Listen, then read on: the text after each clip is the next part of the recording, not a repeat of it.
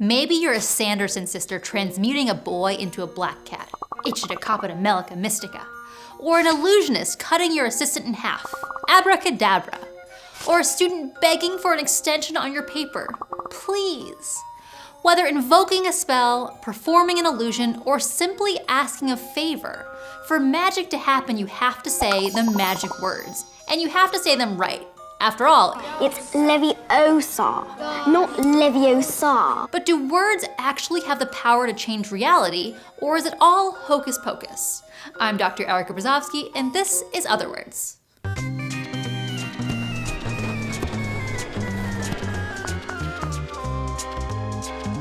Otherwords. Magic history is almost as long as human history, and from the beginning, humans attempted to harness the mystical potential of language. Ancient Mesopotamians used incantations and rituals for defense against evil and purification against sins, and even in love spells and medicinal treatments. In ancient Egypt, priests chanted sacred words during religious ceremonies, hoping to curry favor with the gods. And written language was pure power.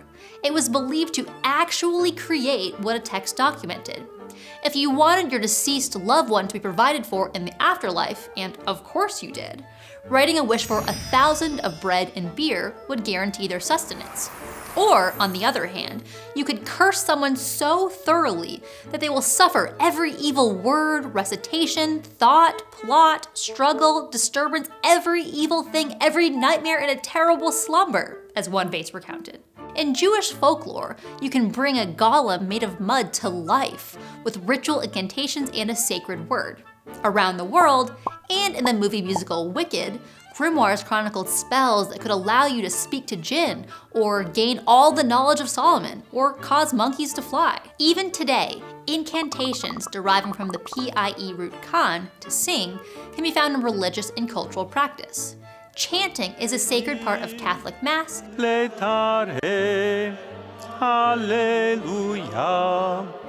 and of Buddhist spiritual practice. Even motivational speaker Tony Robbins uses incantations as a part of his morning ritual to start off the day. I'd say God's wealth is circulating in my life. His wealth flows to me in avalanches of abundance. Incantation can arise in surprising places. Think of the children's rhyme for wishing on a star. Starlight, star bright, first star I see tonight. I wish I may, I wish I might, have the wish I wish tonight. Maybe it's a habit or a superstition to say it so that you're more likely to get your wish, but that, my friends, is an incantation. In Western tradition, Latin has dominated the magical arts since the Middle Ages, and it's where we get our most famous magic word, abracadabra.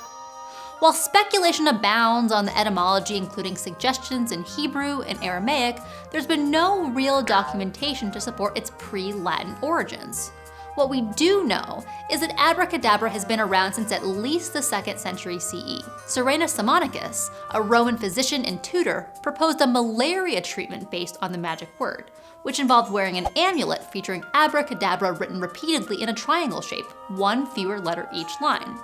As the letters are reduced, so too would your illness fade away. According to author Craig Conley, magic words resonate with the audience because there is an instinctive understanding that words are powerful, creative forces.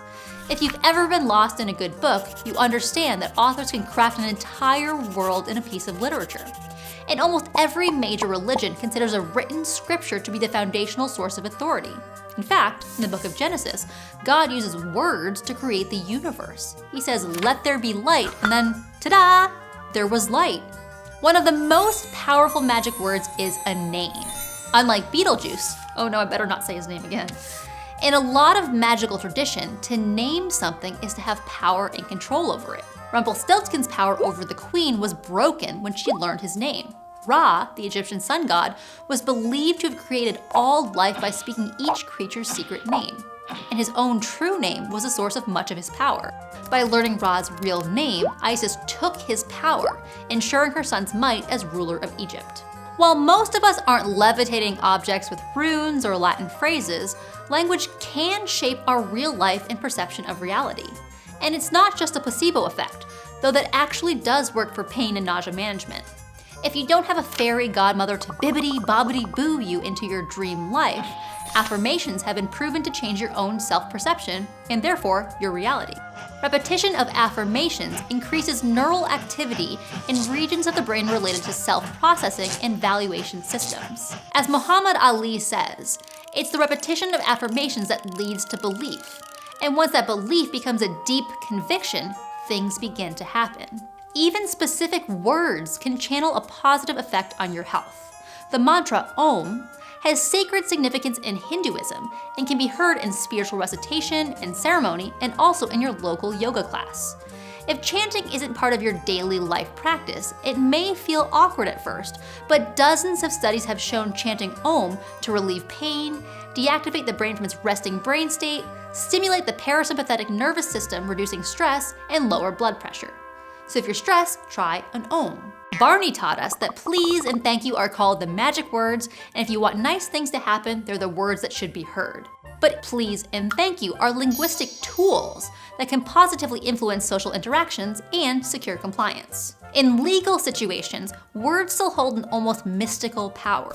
The I do you say at the altar isn't just a cute part of the ceremony before sharing a kiss, it's a required declaration of intent, without which you aren't legally married. In court proceedings, witnesses swear an oath, tell the truth, the whole truth, and nothing but the truth, often on the Bible or a preferred holy book. The same goes for political office in the United States. During Barack Obama's first inauguration as president, one word of the oath was switched around. So, just to be safe, the oath of office ceremony was performed a second time to ensure the presidency was official. Even words we don't perceive to be magic on their own take on a power, depending on context. Think about the word fire.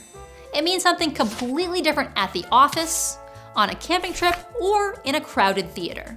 Whether you're casting spells in a fantasy world or navigating the complexities of human communication, every word you say has the potential for magic, so use them wisely, because the next thing you say might just change your whole world. And it's not just a placebo effect, though that does actually work for pain and nausea management. No, the timing was weird. Blech. It can be heard in spiritual recitation and ceremony, and also in your local yoga class.